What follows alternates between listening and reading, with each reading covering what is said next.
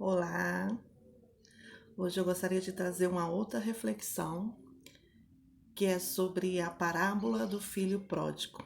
Essa palavra tem- já mexeu muito comigo porque, na verdade, eu me sinto parte dessa história. Essa palavra ela está descrita na Bíblia, né, no livro de Lucas, capítulo 15, a partir do verso 11. E foi Jesus que falou para os seus discípulos, que contou essa parábola para os seus discípulos, juntamente com a multidão que estava com eles. A história diz o seguinte: que havia um homem que tinha dois filhos. Certa ocasião, o filho mais moço, né, o filho mais novo, chegou para o pai e falou: Pai, reparta os bens porque eu quero a minha parte. Eu quero receber a minha parte da herança. A palavra fala que o pai nem questionou. Ele fez o que o filho havia pedido, né? Ele repartiu a herança e deu a parte que era daquele filho. Passou-se um tempo, aquele filho foi embora, pegou a sua herança e partiu, dizendo que gostaria de conhecer o mundo, de viver as coisas do mundo. E ele se foi. Com o passar do tempo, ele foi gastando tudo que ele conseguiu, né? Tudo que ele ganhou do pai, toda a herança dele, ele foi gastando com os prazeres deste mundo, né? Porque são bons, são atrativos e têm custo. E ele gastou. Ele começou a gastar tudo. Chegou um tempo que no lugar que ele estava houve uma grande fome. Provavelmente eles não conseguiram colher o que deveria ser colhido, né, para se alimentar. Então houve grande fome no lugar onde ele estava morando. E ele já tinha gastado tudo que ele tinha. E aí ele conseguiu um emprego, né, conseguiu um trabalho com um senhor que cuidava, né, de uma fazenda. E ele foi designado a cuidar dos porcos. E chegou numa situação tão dolorosa, tão necessitada, que enquanto ele alimentava os porcos, ele sentia vontade de comer a comida dos porcos, porque ele tinha fome. Ele sentia fome. Ele não tinha o que comer. Enquanto ele estava ali cuidando daqueles porcos, ele começou a lembrar de como era a vida dele com o pai dele, que ele deixou. E ele pensou assim, gente, os trabalhadores, as pessoas que trabalham com meu pai, eles têm fartura de comida. Eles comem bem, eles alimentam bem. E eu aqui, querendo comer a comida dos porcos. Naquele momento, a palavra do Senhor fala que aquele filho, ele caiu em si. Ou seja, ele teve a consciência do que ele havia feito. De ter pedido para o pai herança, de ter gastado toda a herança, né, com os prazeres que o mundo nos oferece. E ele estava ali passando necessidade. E ele sabia que na casa do pai dele não tinha falta de nada, tinha tudo. Naquele momento ele tomou consciência e percebeu o quanto ele fez uma escolha errada na vida dele. O quanto ele optou por um caminho que aparentemente era mais fácil, mais prazeroso, mas que o fim dele era essa tristeza, essa necessidade que ele estava sentindo. E naquele momento, quando ele tomou consciência da situação, ele se arrependeu do que ele havia feito. E ele começou a fazer, pensar na cabeça dele o que ele falaria para o pai dele. E ele já tinha estabelecido uma estratégia de como ele chegaria no pai.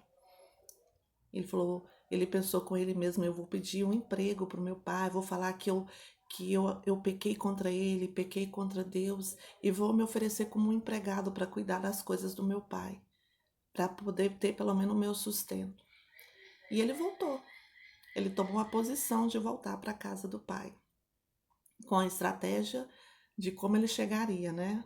Ele foi pensando no caminho como é que ele chegaria no pai. Só que ele foi surpreendido, porque quando ele começou a chegar perto da casa do pai, o pai estava olhando a estrada, estava de olho na estrada e viu. E de longe o pai viu que era o filho dele que estava voltando. E a reação do pai, ela foi de puro amor, porque a palavra nos conta nessa parábola que o pai, ele saiu correndo ao encontro do filho. E conta que quando ele chegou perto do filho, ele o abraçou e o beijou, não se importando com a circunstância daquele filho, se ele estava sujo, se ele estava mal vestido, se ele estava com mau cheiro. Nada importou para aquele pai, porque a alegria daquele pai foi de ver o seu filho de volta. Viu o seu filho de volta. E quando o filho começou a falar, pai, eu pequei contra o Senhor, contra Deus, e foi começar a falar o que ele queria, o pai já nem deixou, o pai nem ouviu. O pai simplesmente o abraçou, o beijou e o chamou para dentro. E já chamou os servos dele, falou, prepara um banquete. Prepara um banquete, traga roupa, traga sandálias, traga o anel que eu quero colocar na mão do meu filho, porque meu filho voltou. A alegria do pai era tão grande de ter o filho de volta que ele não se importou se o filho tinha errado, se o filho tinha pecado, se o filho tinha traído, se o filho tinha ido embora. Não. O que importava naquele momento para aquele pai é que o filho dele voltou. Isso é maravilhoso porque é assim que Deus age conosco. É dessa forma. Deus não ama o pecado. Ele não ama. A escolha do pecado ela é nossa, é do ser humano. Só que Deus, ele ama um coração arrependido. Ele ama um coração quebrantado. E ele não rejeita. O pai está sempre ali, esperando para que o filho volte. Está sempre ali como aquele pai estava. Aquele pai estava à porta, olhando a estrada, porque ele sempre teve a esperança de que o filho dele voltaria. E é isso que Deus faz conosco. Quando você se afasta dele, como eu me afastei. Eu passei 22 anos longe do Senhor. Eu saí da presença do Senhor com a ideia de que eu queria viver a vida, de que eu ia viver a vida agora do meu jeito, da minha forma. E eu fui. Eu não tive essa experiência que a história conta de passar necessidade física. Não. Deus sempre me abençoou, mesmo eu estando longe dele, mas a minha necessidade interna nada preencheu, nada preencheu. Era um vazio, era uma falta de paz. Eu não tinha paz. Nada do que eu vivi, nada do que eu senti, nada do que o mundo me ofereceu de prazer não preencheu esse vazio. Não preencheu esse vazio. E eu, no meu íntimo, eu tinha necessidade de voltar para o meu Pai, de voltar para o meu Deus. E a misericórdia do Senhor me alcançou porque eu consegui retornar para o caminho.